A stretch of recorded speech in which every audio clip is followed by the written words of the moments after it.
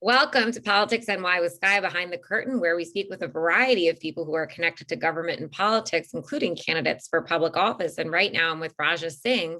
He's on the go because the election's in less than 2 weeks. He's running for Nassau County Legislature, District 17. So Raja, it's great to be with you. I see you're in the car running around. Yes, thanks, Skye, for having me. I am running around. I got my banners literally right to the right of me. So I'm putting these up, putting posters up in storefronts. Basically, as whatever we can do to get the word out, get the vote out at this point. I know a lot of times I've heard from working on campaigns that signs don't vote, but I think the more name recognition you have in the community, that signs help with that. Yeah, absolutely. I agree. So, being South Asian, I have signs in specific places where a large volume of South Asian voters would see it. And for them, it's written name recognition, right? They're not gonna, they wouldn't vote otherwise, but if they see a familiar name, especially the name Singh in this district, they would definitely be curious as one, like, oh, who that is. And when they do go vote, that's the first thing they're gonna look for.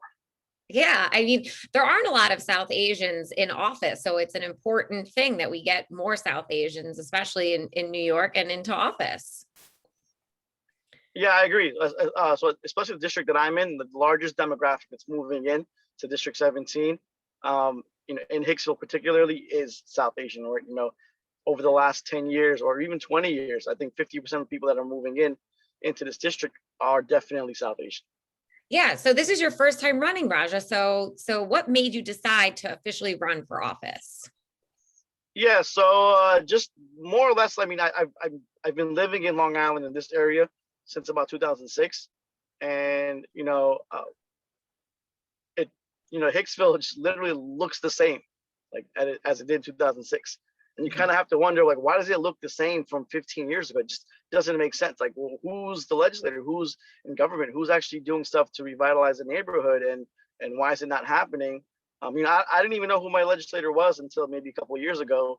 And then when I found out who it was and I did my due diligence, I'm like, all right, well, that kind of makes sense. And you look at her record, like, oh yeah, she has no record. That's why it's still the same.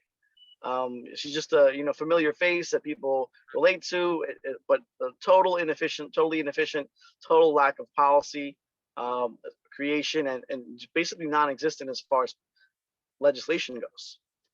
Do you have one specific issue that you're looking to run on to change the district? There's a few handful of issues, right? Obviously one is property taxes, which is the biggest thing, but that's not a thing that I can do myself. That's the total legislature that we can, instead of bumping heads and playing politics, if we can come to a resolution, that would make the most sense for this district specifically.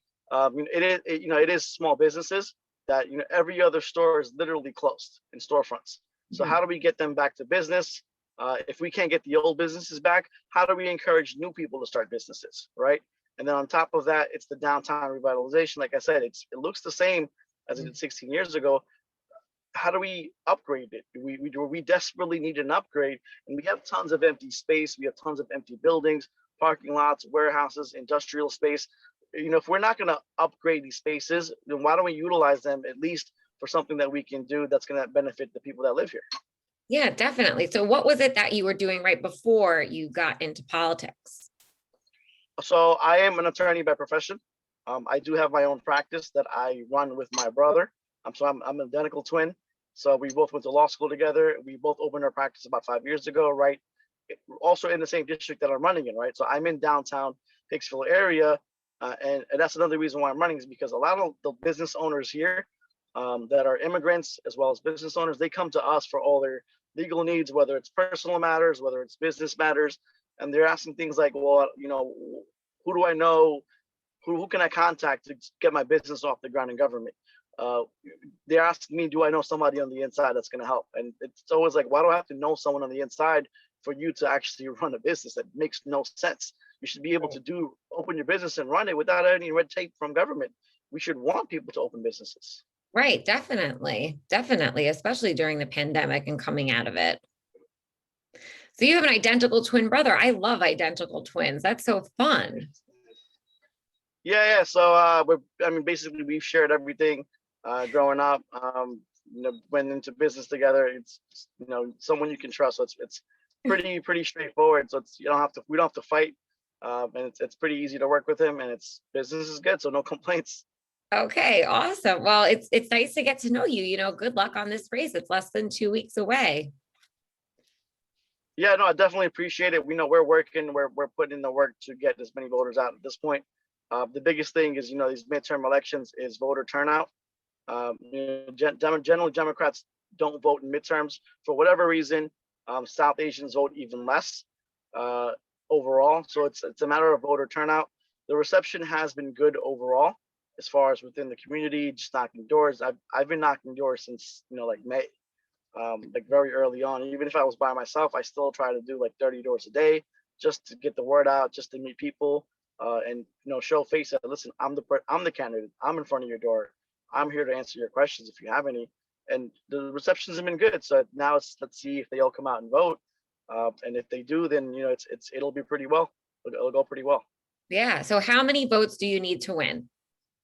So our win number we're looking at is about between 8,000 and 9,000. It's a little generous considering historically what's been the total votes in this race. So 8,000 to 9,000 is more than what we need, but that'll be a sure shot lock in as far as victory goes. All right. Well, that's fantastic. Keep up the good work, and we'll hope that those people come out to vote for you. Yeah, I mean we hope so as well. So we have a good slate, from Laura Curran down. Town of Oyster Bay ticket is, for the first time. I don't know if you've talked with any of them. It's the first time it's all women running on the Town of Oyster Bay slate, which is pretty awesome. 2 of those women are South Asian as well, so it's clearly showing that the demographics here are changing, and it's about time that our community gets a voice. And it's not necessarily just about South Asians in general. It's just about we need someone in office that's actually going to be efficient and actually going to do right by the people that live here, who wants to do right by the people that live here. Awesome. Keep up the good work, and good luck to you. And thanks for being part of PoliticsNY with Skye.